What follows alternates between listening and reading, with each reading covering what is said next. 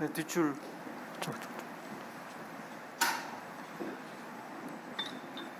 네, 머니투데이 방송 이원호 기자입니다. 지금까지 보면 정치랑 경제 이렇게 여러 어젠다 얽히면서 여야 협상 진척 안 되는 경우 많았습니다. 올해 초 국정협의체도 사실상 큰 성과는 없었다는 게 중론이고, 다음 주면 양당 원내 지도부 새로 구성되는데 경제 분야 한해서라도 여야정 협의 더 강화할 수 있는 구체적인 방안 궁금합니다.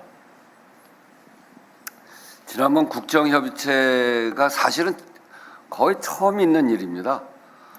대통령이 그렇게 고리된 것도 지난번 박근혜 대통령 때 한번 그런 일이 있었고, 그리고 이번에 또 그렇게 됐는데, 그러면서 여야의 대표, 국회의장 이렇게 모여서 국정협의체를 한 것은 사실상 처음 있는 일이고, 또 그 국정협의체 모인 것 자체는 성과가 없다고 얘기합니다만, 국민들에게 그래도 모여서 이야기하는구나, 이 불안정한 시기에 그런 국민들에게 좀 안심을 주는 그런 효과도 있었을 뿐 아니라, 그 국정협의체를 통해서 부족합니다만 그래도 추경 논의가 시작이 돼서 결국 추경을 했고요.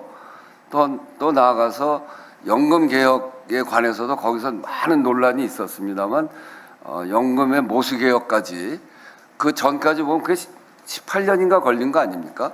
그 논의를, 국정협의체 논의를 통해서, 그게 역시 정당의 대표들 또 대선을 앞두고 있기 때문에 책임을 좀 더 지고 있는 그런 상황이기도 했고, 또 국회의장도 책임지고 이 논의에 참여함으로 해서 저는 성과가 없는 것이 아니라 상당한 성과를 냈다, 이렇게 생각을 하고, 앞으로 결국은 지금 이제 대통령께서도 비상경제 TF를 지금 작동을 하고 계시고, 이번 선거를 치르면서 저도 현장을 여러 차례 가보고 했는데요.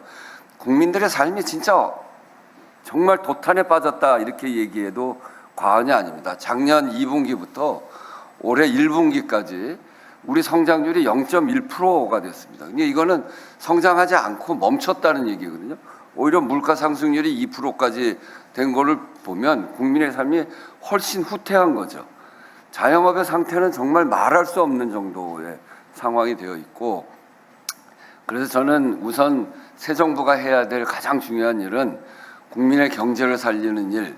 정치가 뭡니까? 정치를 한다는 것, 또 국가를 운영한다는 것에 가장 중요한 것은 국민들의 삶을 챙기는 일인데, 그런 점에서 보면 이 바닥 경제에서부터 돌아갈 수 있는 그런 그 비상 경제의 어떤 대책을 내야 된다. 전 추경이 매우 시급하다. 그리고 추경이 우리 서민들의 삶을 움직일 수 있는 그런 그 마중물이라도 넣을 수 있도록 그렇게 역할을 해야 된다고 생각하고요. 국회에서도 그렇고 뭐 정부에서도 지금 그렇게 하려고 준비하고 있는데, 그렇기 때문에 우선적으로는 추경을 통해서 이 서민 경제가 움직일 수 있는 마중물을 마련하고, 보다 좀 더 근본적으로는 이번 정기국회를 통해서 내년 살림을 어떻게 꾸려갈지에 대해서 충분히 검토하는 근본적인 개혁까지를 해내는 그런 과제가 우리에게 있다, 이렇게 생각하고 국회가 그 부분에서 최선의 역할을 다해 나가려고 합니다. 네, 다음 질문요. 앞줄에 황보혜경. 네, 안녕하세요. YTN 황보혜경입니다. 대선 과정에서 여야 갈등이 첨예했다고 말씀해 주셨는데, 지금도 형사소송법 개정안 등 각종 쟁점 법안들을 두고 여야 이견이 큰 상황입니다. 국회의장으로서 여야 협치의 돌파구를 어떻게 마련하실 계획이신가요?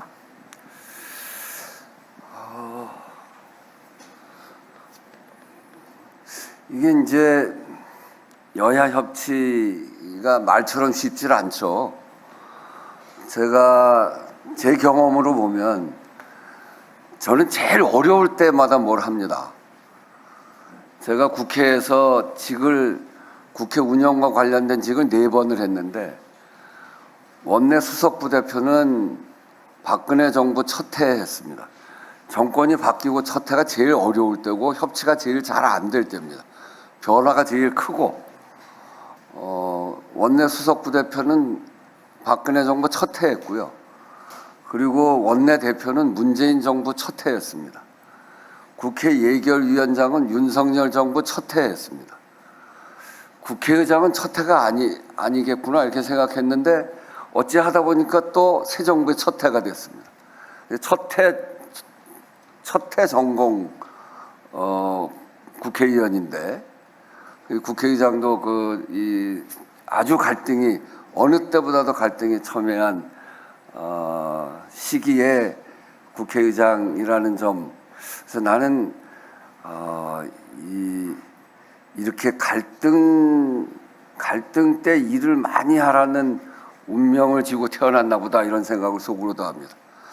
근데 문재인 정부 때 소수 여당 원내대표로서 정부 구성하는 일을 1년 동안 그때 정부 구성 12월 달에 중개벤처부 장관 홍정학 장관 임명하면서 그게 끝났거든요. 그렇게 오래 걸리면 안 되죠. 이 정부 구성도. 근데 이번에는 물론 여대이기 때문에 그렇게 되지는 않는데 갈등을 최소화시키면서 출발을 하고 그래야 국정의 안정을 찾을 텐데 그런 점에서 보면 여야가 다 책임 있는 자세를 가져야 된다 이렇게 생각합니다. 여당은 성과를 내는 위치입니다. 정부의 막강한 행정력을 가지고 대화 타협을 통해서 성과를 만들어가는 것이고 야당은 정부에 대한 견제라고 하는 국민적 명분을 가지고 명분을 잘 만들어가는 게 야당입니다. 전 그런 점에서 이제 너무 지나치게 갈등했고 이게 원래 비가 너무 많이 오면 그 다음에 땅이 굳는 거 아닙니까? 세상이 늘 똑같이만 유지되는 건 아니고 저는 그래서 이제 이번 대통령 선거를 통해서 대통령 선거에 드러난 민심이 있는데 이 민심을 토대로 해서 여당은 여당대로의 책임감, 야당은 야당으로서의 책임감을 가지고 이번 국회에 임할 것이라고 생각합니다.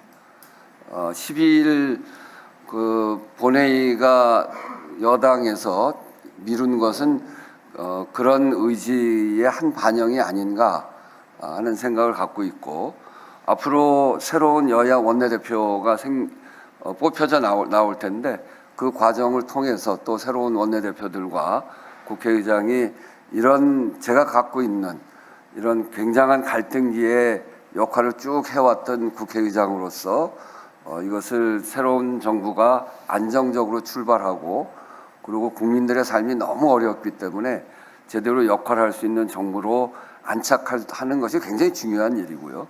그런 일들을 위해서 그게 국민적 위기 극복의 성공의 지름길인데 그걸 위해서 여야가 자기가 맡은 자기의 역할에 견제도 하고 또 충분히 협의도 하고 그러면서 한쪽에서는 성과를 내고 한쪽에서는 명분을 잘 챙기는 그런 여야의 역할이 잘 될 수 있도록 국회의장으로서 역할을 다하겠다. 그런 일은 제가 잘한다. 이렇게 말씀드립니다.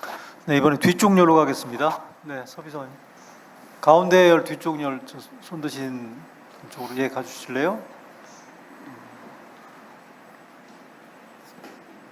저기 계신데? 네, 괜찮습니다. 네, 의장님 오마이뉴스 복권우라고 합니다. 그 태안화력 발전 하청 노동자 김충현 씨가 숨진 사고가 대선 하루 전날 발생을 했었는데 그때 의장님 주문도 다녀오신 걸로 압니다. 그래서 대책위 쪽에선 이제 유족과 노조가 참여하는 진상조사위를 꾸리고 발전 비정규직 노동자 정규직화 등을 요구를 하고 있는데요. 관련해서 이 국회와 정부가 구체적으로 어떤 후속 대책과 조치들을 앞으로 마련해야 한다고 보시는지가 궁금합니다. 네, 그 태안화력에서 이번 또 한 분의 노동자가 혼자 일하다가 저렇게 참사를 당한 일은 참으로 국회를 책임지고 있는 사람으로서 죄송함도 있고 참 참담한 일입니다. 특히나 태안화력 그 사업장은 7년 전에 김용균 노동자, 청년 노동자가 목숨을 잃고 그 일로 해서 산안법 개정도 했고 산안법 개정 가지고 부족하다고 해서 중대재해처벌법까지 만들게 됐던 계기가 됐던 사업장이었습니다. 그리고 제가 그때 원내대표를 막 끝내고 일어난 사건이고, 그래서 제가 을지로위원회도 했기 때문에 정부와 협상하다가 끝까지 안 돼서 굉장히 복잡합니다, 그 일이. 거기에 하청 노동 준 일이 여러 가지인데요. 그중에 굉장히 고도의 기술력이 필요한 부분들을 맡고 있는 기업체들도 있고, 또 좀 그렇지 않은 기업체들이 너무 이 하청을 많이 해놨기 때문에 하청 중에 성격이 많이 다른 것들이 있는데, 그거 가지고 굉장히 어려운 논의 과정을 거쳐서 정부하고 협의가 안 돼서 제가 제 의원회관 사무실에서 3박 4일을 정부 또 노조, 가족 다 함께 협의를 하면서 구정은 설 명절날은 넘기지 말자. 그래서 설 명절날 아침에 합의안을 만들어서 발표했던 그 사업장이어서 저도 너무나 뚜렷이 기억을 하고 있는 그런 사업장입니다. 참으로 유감스러운 거는 그때 2인 1조 원칙을 분명하게 세웠거든요.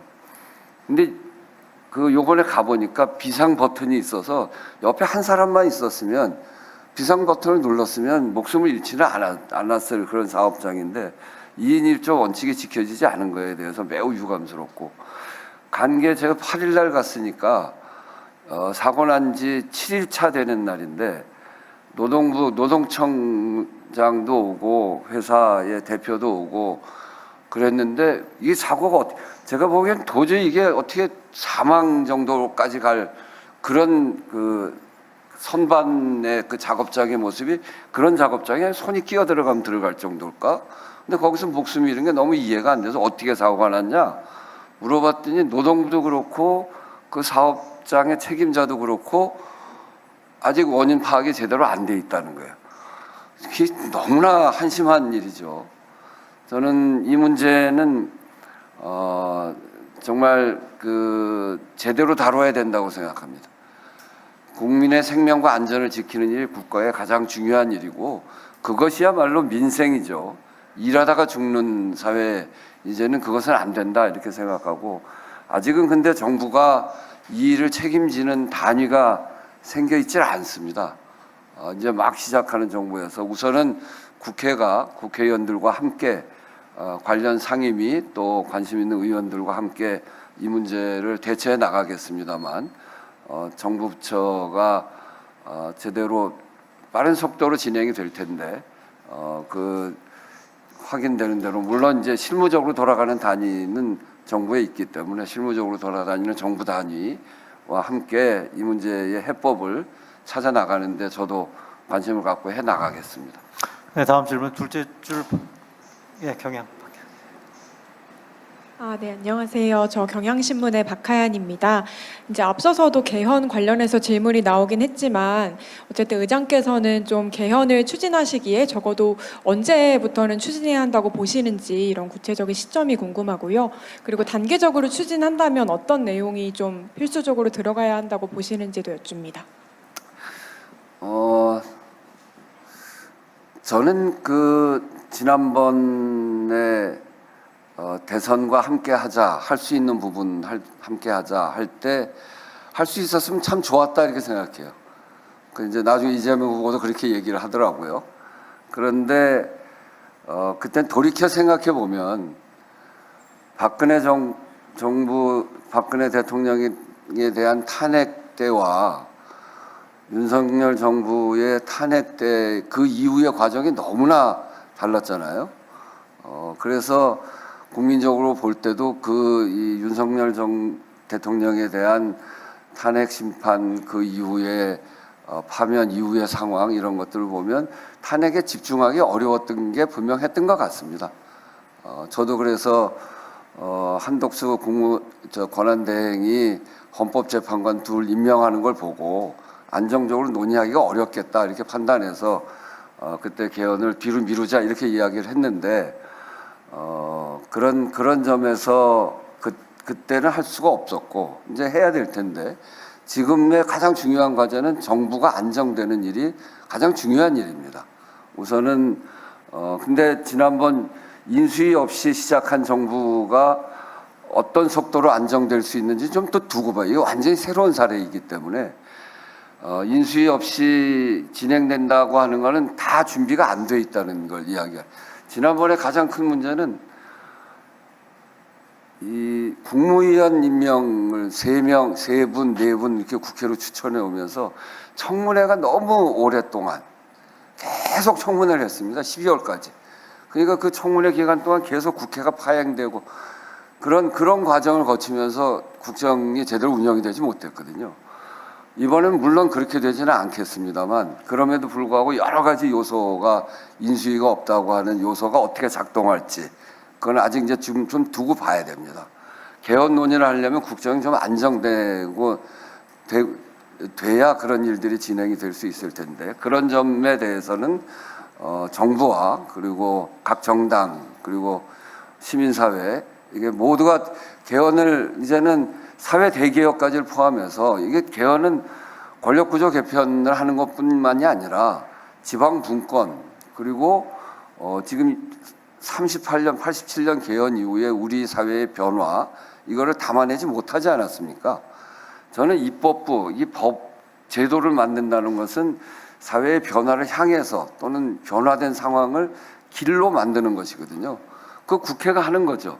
길을 만들어야 되고 행정부는 길을 가지고 국민을 윤택하게 하는 것이고 사법부는 길에서 이탈하지 못하도록 만드는 것인데 근데 길 중에 가장 큰 대로라고 하는 헌법을 38년 동안에 그 변화를 담아내지 못했습니다. 우리나라의 38년은 식민지를 경험한 나라 중에 선진국이 된 유일한 나라인데 그 38년에 그 큰 변화가 이 안에 다 있거든요. 경제성장과 민주주의. 이게 여기서 국민의 기본적인 권리나 이런 것들이 제대로 보장되어 있지 않기 때문에 지금의 이 양극화, 저출산 이런 문제까지 다 낳는 것이라고 생각해요. 그래서 국민의 기본적 권리, 지방 분권, 또 권력구조 개편 이런 것들을 다 담아내야 되는 것이기 때문에 시민사회에서의 사회대개혁 요구도 여기에 다 있는 것이고 그래서 그런 논의를 충분히 해 나가야 되는데 우선은 이것을 해 나가는 주체 국회가 논의를 수렴해 가야 될 것이고 또 대통령이 이 문제에 대해서 집중해서 또 갈 수 있어야 되고 그렇게 되려면 지금은 좀 상황을 지켜봐야 되는 거 아니냐. 그러니까 처음 우리가 겪는 여대 야소의 인수위 없는 새로운 정부의 출발이라고 하는 처음 겪는 이 상황에 시기를 정하기보다는 그런 상황들을 잘 판단해 가면서 국민적 요구를 잘 수렴하고 그런 속에서 사회에 큰 길을 만드는 일 그것을 해 나가야 된다 이렇게 생각하고 중요한 거는 국회의장도 그렇고 대통령께서도 지난번에 후보 과정에 공약으로 제시하고 공약 제시하시면서 하신 말씀들 이런 것들 다 종합해 보면 확실하게 개헌 의지가 분명하기 때문에 이런 것들을 잘 토대로 해서 만들어 가야 된다고 생각하고요. 그런 과정에서 국회의장의 역할을 할 것입니다. 네, 가운데 줄 후열로 가겠습니다. 네, 수원님. MBC 김지인 기자. 네, MBC 김지인 기자입니다. 지금 이준석 의원 제명 청원이 50만이 넘었고 이거 외에도 22대 국회에서 지금 거의 30건에 가까운 의원 징계건들이 계류 중인 걸로 알고 있는데요. 국회에선 아직 그 여야 비율 논쟁으로 국회 윤리특위를 구성조차 못한 상황이잖아요. 지금 이 시점에서 여야 합의를 다시 이끌어내는 게 중요한 시점으로 보이는데 의장께서는 여기에 대해서 어떤 계획 갖고 계신지 궁금합니다. 네. 제가 제일 답답했던 게 그겁니다. 국민들 앞에서 볼 때 국회의원들 잘못하면 그거를 어떻게 뭐 징계도 하고 또 그 잘못에 대한 판단도 해드리고 해야 될 텐데 윤리특위를 못 만들었어요. 국회의장으로서도 매우 부끄러운 일이고 근데 이 여야 갈등이 아주 가장 첨예하게 대립했던 부분 중에 하나여서 기후특위 같은 걸 법안을 주자 뭐 예산 의견 개진권을 주자 이렇게 타협해서 그 어려운 속에서도 특위도 만들고 그랬는데 이게 마지막까지 타협이 안 돼 있는 겁니다. 그러니까 당시 야당은 의석수대로 하자 거였고 당시 여당은 여야 반반으로 하자 이런 주장이었어요. 이게 끝까지 타협이 안 됐습니다. 이준석 그 의원에 대한 의원직 제명 그 뭐 50만 가까이 올라왔다는 것도 알고 있고 또 그리고 이미 12명 의원에 대한 제명 청원이 들어와 있습니다. 그 이외에도 또 여러 가지 그 심의할 건들이 있는데 윤리특위가 구성이 안 된 것은 국민들 앞에 매우 죄송스럽고 국회로서 부끄러운 일입니다. 이번 원내대표가 새로 선출될 텐데요. 가장 우선적인 과제로 이 문제를 다루겠습니다. 그리고 이번에는 여야가 바뀌어 있기 때문에 구성할 수 있는 그런 가능성 합의할 수 있는 그런 가능성도 상당히 높지 않을까. 국회의장도 이거를 더 이상 미룰 수는 없다는 생각이고요. 이것에 대해서 아주 강하게 합의를 요청할 것이고 합의가 잘 안 되면 제가 그 지금까지 국회의장님들이 그래도 여야 갈등이 그렇게 심하지 않아서 합의를 해와라. 합의가 잘 안 되면 합의해 와라. 언제까지 기다리겠다 이랬는데 저는 그동안 제가 합의에 막 나서서 시간을 정하고 그리고 합의 중재도 하고 그 국정협의체 때도 그랬습니다만 그렇게도 하고 그랬는데 이것도 안 되면 제가 합의 중재를 서서 합의를 이끌어낼 가장 빠른 속도로 합의를 이끌어낼 수 있도록 그렇게 해보겠습니다. 네, 다음 질문요. 네, 세 번째 줄. 네. 예, 로컬투데이 유재민 기자입니다. 지역과 관련된 질문을 좀 드리겠습니다. 그 앞서 다사다난했던 그 지난 1년 축하보다는 수고 많으셨다는 말씀 좀 드리겠고요. 의장님께서 모두 발언에서 국회 세종의사당 건립 그 상황을 말씀해 주셨습니다. 이재명 대통령께서도 후보 시절에 그 세종시 행정수도 완성을 공약을 하셨는데요. 최근에 대통령 집무실을 청와대로 복귀하겠다 이렇게 밝히셨고 또 해수부도 부산으로 이전하겠다고 발표하면서 세종시 행정수도 완성에 차질이 빚어지는 거 아니냐 이런 말들이 좀 나오고 있습니다. 그래서 세종시 행정수도와 완성과 관련해서 국회 차원에서 어떤 뭐 뒷받침이라든가 어떤 견해를 갖고 계신지를 여쭤보겠습니다.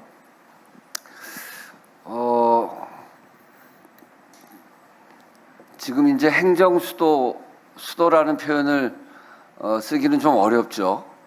그러니까 헌법상 아직 그렇게 되어 있지 않아서 그러니까 헌법에다가 행정수도라는 이름을 확실하게 하려면 수도는 법률로 정한다 이렇게 해야 되는데 지금 그렇지 않기 때문에 대통령 집무실과 국회의장 집무실, 본회의장 이런 것이 있는 곳이 수도다. 그렇기 때문에 이제 옮기기가 쉽지 않게 돼 있는 부분이 있는데 그건 이제 앞으로 해결해야 될 과제고요. 제가 이제 아까 얘기했던 국회 세종의사당 이야기한 것은 그 세종의사당을 기후 문제와 관련해서 에너지 제로, 아리백 건물로 만들겠다 이런 얘기고 이 진행은 총액 그 심의에 들어가 있고요. 그리고 총액 심의를 하는데 KDI에서 이거를 검토를 합니다. KDI에서 검토하는 단계에 들어가 있습니다. 그래서 그것이 조만간에 검토가 되면 제가 임기 중으로 목표를 세웠던 아까 설계를 해서 이 기본 그 모양을 보여드리는 데까지는 제 임기 중에 하면 그걸 이제 그렇게 되면 불가역이 되는 상황이 됩니다. 거기까지는 제가 책임지고 하겠다는 것이고요. 어쨌든 그 세종의 그 행정수도에 대한 이 오래된 논의인데 그거는 이제 우리 사회가 그 부분에 대해서는 잘 논의해서 이제 마무리해야 되는 단계가 아니냐. 굉장히 많이 분산돼 있고 이런 문제들에 대해서 거기에서 발생되는 비효율의 문제도 있고 그래서 그 문제에 관해서는 국회에서 좀 더 본격적으로 논의를 하고 또 사회적 합의를 토대로 해서 국회에서 결정해 가겠다 하는 말씀드립니다. 네, 다음 질문요. 네, 가운데 카메라 바로 뒤편이요.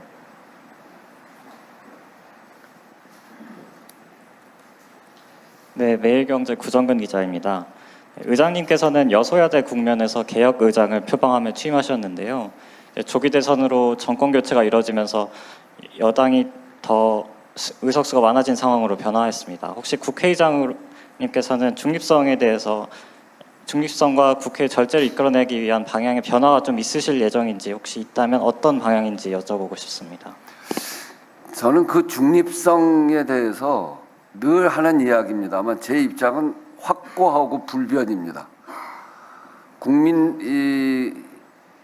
국회의장은 민주주의를 지키고 국민의 삶에 도움이 되고 22대 국회를 구성한 국민들의 뜻을 받드는 것이 국회의장이 해야 될 가장 중요한 임무다, 이렇게 생각을 합니다.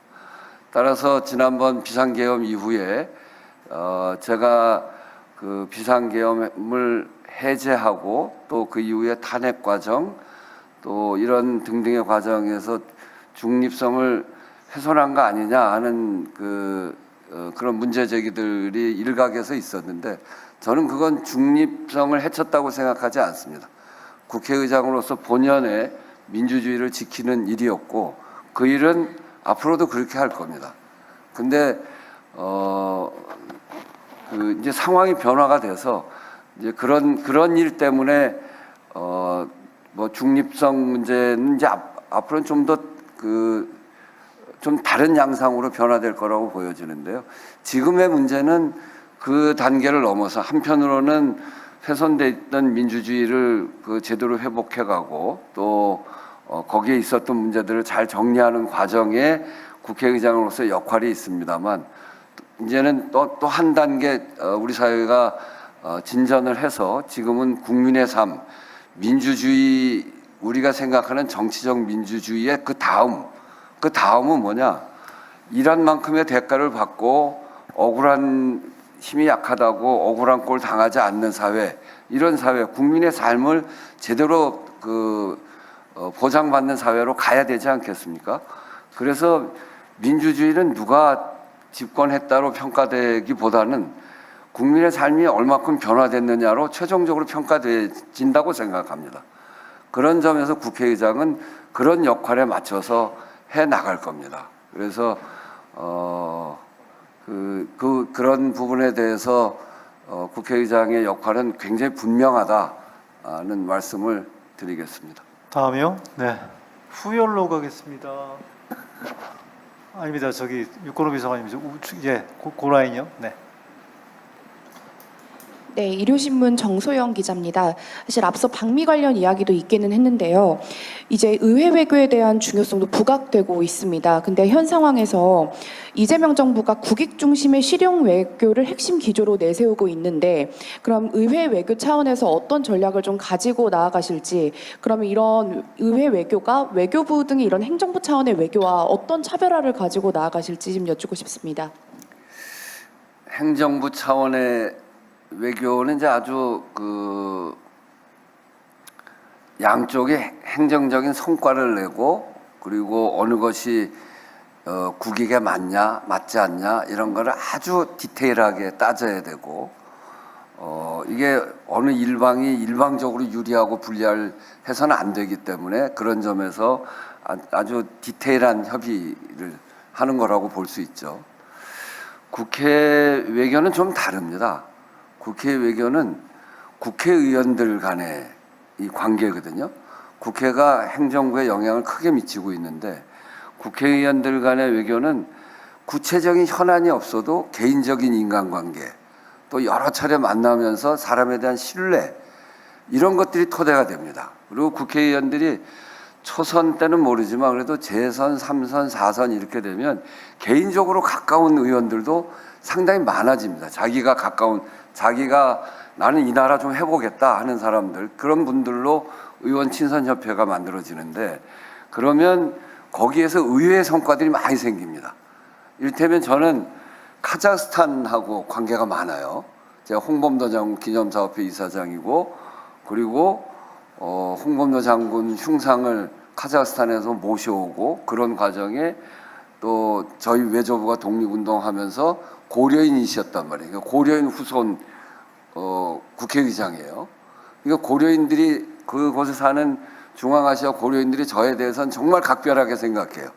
근데 그 고려인들이 각 국회에 다 들어가 있어요. 그러니까 이 사람들이 굉장히 열심히 우리나라를 홍보를 해요. 야, 대한민국에는 우리 고려인의 후손, 그리고 그 카자흐스탄의 대통령, 국회의장 이런 사람들은 자기네 나라 사람이 국회의장이 된 거라고 생각할 정도로 친근하게 생각해. 미국도 마찬가지입니다. 우리 미국 의원연맹으로 지금 구성되어 있는 분들이 미국에 굉장히 인간관계가 넓고 오랜 동안 관계를 했던 분들이에요.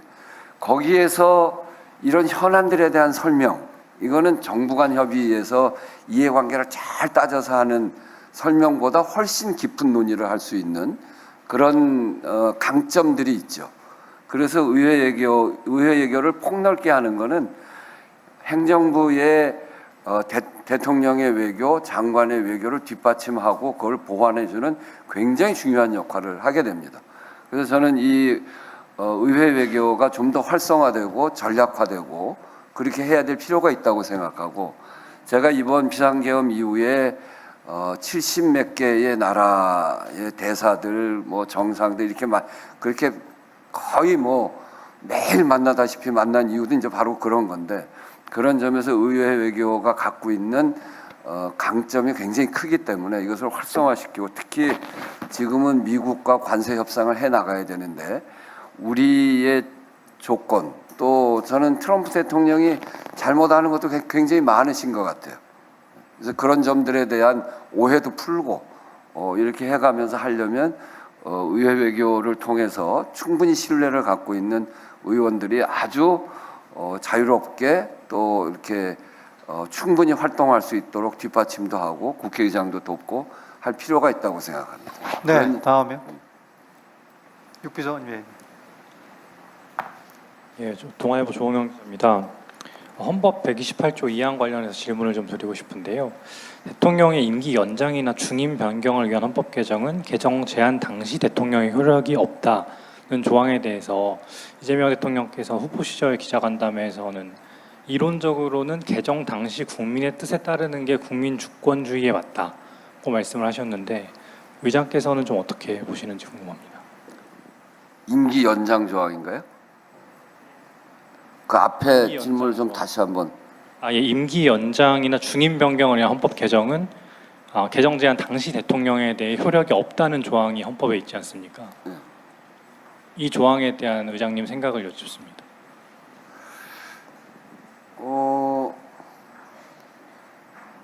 지금 헌법이 그렇게 돼 있잖아요. 그러니까 헌법의 개정이 없이는 불가능한 거 아닌가요? 그런데 헌법 개정하는 과정에 뭐 논의가 있을 수 있겠죠. 아무튼 그런 속에서 논의를 통해서 해결해야 될 문제다, 이렇게 저는 생각합니다. 됐나요? 다음, 네. 다음이요. 네. 그 뒷줄 가운데.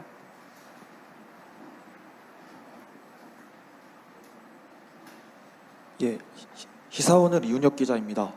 이번에 비대위성 정당으로 공천받은 의원들 승계 과정에서 잡음이 있었습니다.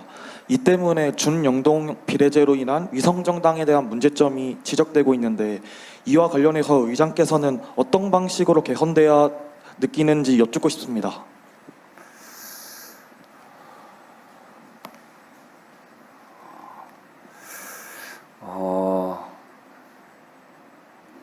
그 두 분의 비례의원께서 이제 대통령실로 들어감으로 해서 그 두 분의 공석이 생겼고, 두 분이 승계하는 과정에 이러저러한 잡음이 있었다는 걸 알고 있습니다. 이 위성 정당이다 이제 이렇게 그렇게 이제 규정을 하는데, 저는 이게 연동제의 취지는 사표를 줄이고 국민들의 뜻이 온전하게 반영이 되고, 또 그리고 소수정당이 국회에 참여함으로 해서 다양한 의견이 국회에 들어올 수 있도록 하자고 하는 것 아니겠습니까? 근데 이제 연동제가 시작된, 이제 출발한 지가 이제 두 번째, 실질적으로 두 번째 지금 하고 있는 거죠. 그런 과정에 이를테면 조국혁신당 같은 데가 그런 당의 형태가 아닌 형태로 또 이렇게 나오면서 많은 분들의 의석이 만들어지기도 했고, 저 연동제가 안착되는 과정이 필요하다고 생각하는데 이게 연동제가 안착되어 가는 과정이 아닌가.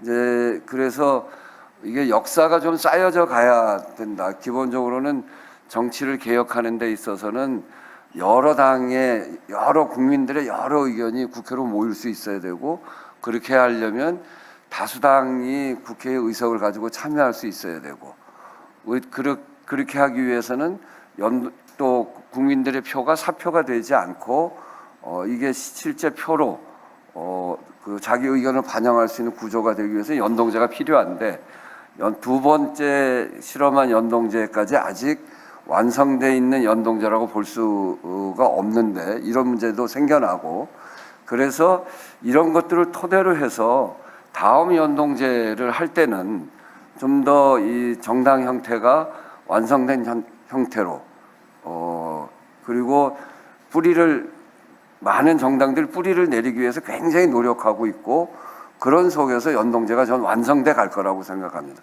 연동제도 지금 진행 중이고, 이것이 완성돼 나갈 수 있도록 국민들이 좀 더 관심을 가지고, 또 정당을 만들어 가시는 분들도 이 소수 의견이지만 그것을 잘 묶어내서 정당으로 완성시켜가는 과정을 지금의 이런 과정, 시행착오나 이런 과정을 통해서 만들어 가야 된다는 생각을 가지고 있습니다. 지금 연동제를 완성해가는 과정이다, 이렇게 생각합니다. 두세 분 정도 더 질문을 받겠습니다. 네, 맨 뒷줄로 갈까요? 네.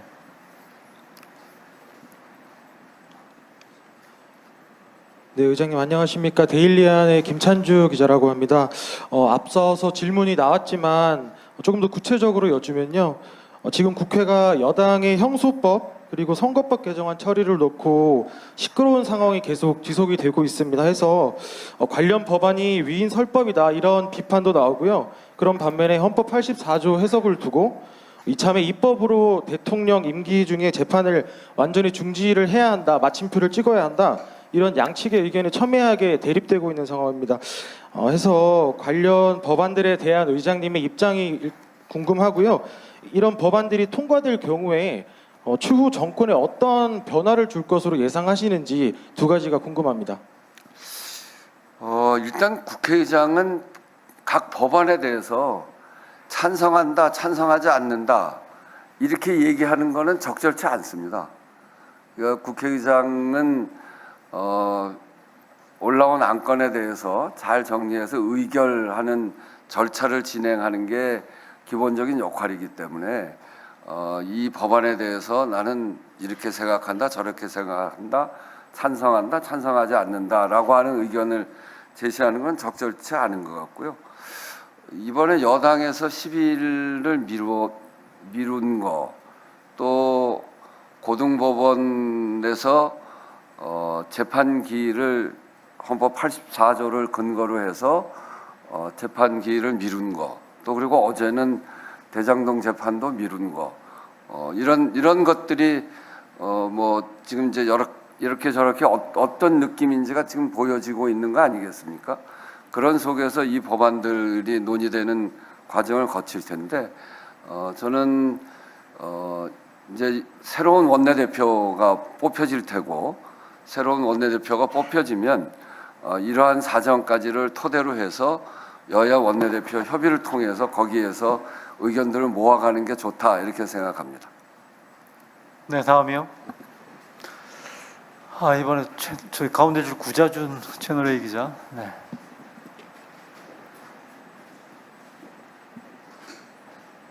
그리고 또 하나 고게 말씀드리면, 우리 국회 입법조사처에서도 이 헌법 84조 문제를 어떻게 보냐, 대개 헌법학계의 의견이 어떠냐, 제가 한번 확인해 보라고 해서 입법조사처에서 확인해 봤는데, 헌법 84조는 역시 재판까지를 포함해서 이 내란과 외환의 사유가 아니면 이 재판까지를 포함하는 게 헌법학계의 다수 의견이다, 이런 의견을 제가 받았습니다. 네, 질문해 주십시오. 네, 채널A 구자준입니다. 의장님 취임 1주년 축하드리고 고생 많으셨습니다. 네, 고맙습니다. 그 비상계엄 해제 의결, 대통령 탄핵 소추안 의결, 사실 남들은 하나도 해보기 어려운 걸 2개나 하셨는데 이번에 개헌까지 만약에 또 이루시면 해본 거 있습니다. 예, 개헌이 남아 있는 것 같습니다. 헌법재판관 헌법 소송도 처음 해봤습니다. 아, 그러네요. 정말 다이나믹한 역대 가장 다이나믹한 1년 보내셨는데 그 개헌 중에 교섭단체 요건도 말씀을 주셨습니다. 근데 이게 10석이냐 15석이냐에 따라서 이해관계가 많이 달라지는 것 같습니다. 의장께서 생각하시는 기준은 어느 정도인지 궁금합니다. 우선 이제 제가 좀 남은 임기 1년 동안 해야 될 일 중에 강조해서 얘기하고 싶은 게 국회 개혁입니다. 많은 과제들이 남아 있습니다. 여기에 그 법사위 체계자구심사제도 이게 매일 논쟁 아닙니까? 그리고 본회의에 대해서 이번 비상계엄과 관련해서 보면 본회의를 원격 회의를 할 수 있는, 비상시에는 원격 회의도 할 수 있는 이런 걸 좀 도입해 봐야 되는 거 아닌가. 또 인사청문 절차에 대해서도 매번 여야가 바뀌면 매번 그 논의를 하는데 이것도 좀 해봐야 되는 거 아닌가 이런 생각도 있고요. 상임위 배분 방식에 대해서도 지난번에 제가 국회의장 하면서 논의를 하다가 도저히 안 돼서 그럼 의석수대로 하자 이렇게 해서 11대 7로 정했는데 이런 문제도 그렇고 교섭단체 요건 완화 문제도 그렇고요.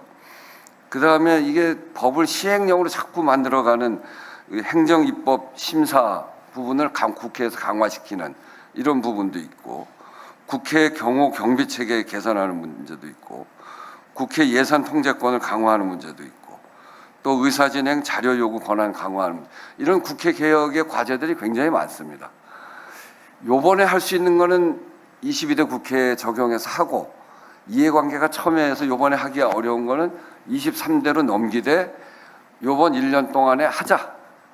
그런 생각을 가지고 국회 개혁특위를 아주 세게 작동을 하려고 그럽니다.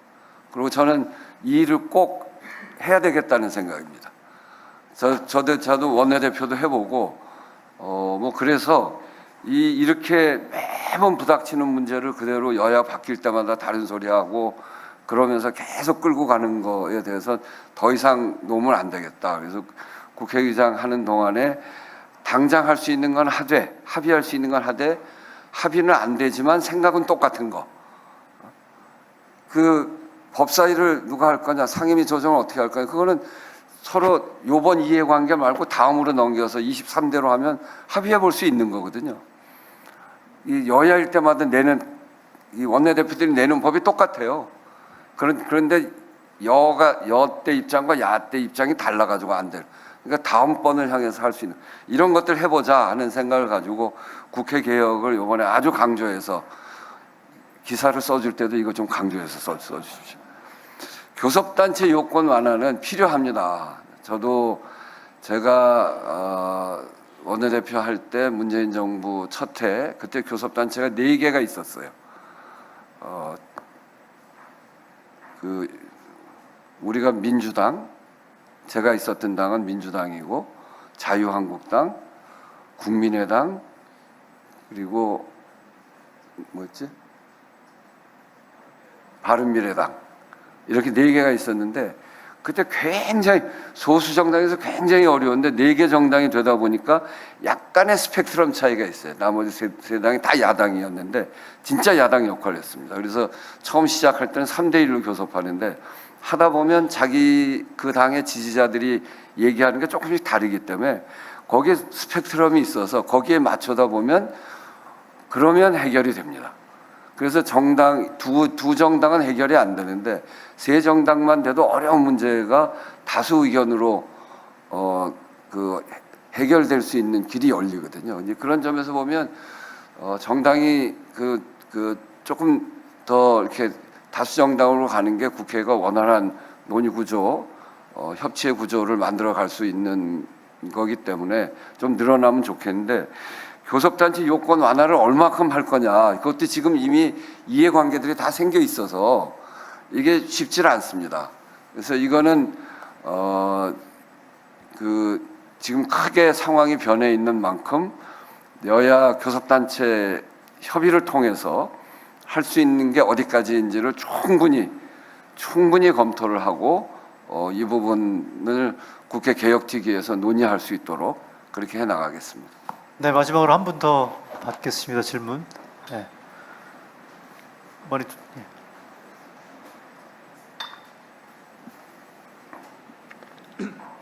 네, 안녕하십니까. 머니투데이 김은남입니다.